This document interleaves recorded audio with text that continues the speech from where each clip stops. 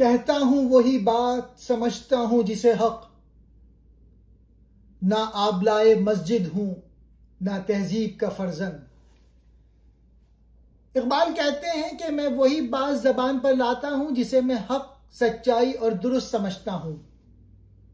ना मैं मसलहत का शिकार हूं, ना झूठे फरेब में।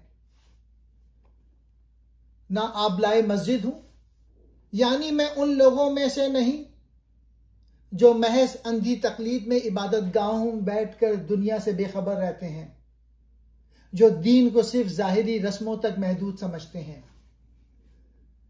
ना तहजीब का फर्जन, यानी ना ही मैं मगरबी तहजीब का अंधा मुक़लिद हूं जो अपनी असल और रूहानी इक़दार को भुला दे। इकबाल यहां अपनी फिक्री खुदी और एतदाल को बयान कर रहे हैं। वो ना अंधी मजहबी तकलीद के कायल हैं और ना मगरबी तहजीब के अंधे गुलामी के।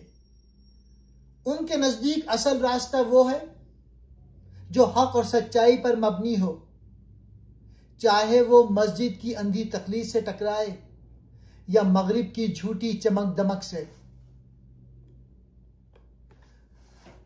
सबक यही है, हकीकी मुसलमान सिर्फ हक का पैरोकार होता है।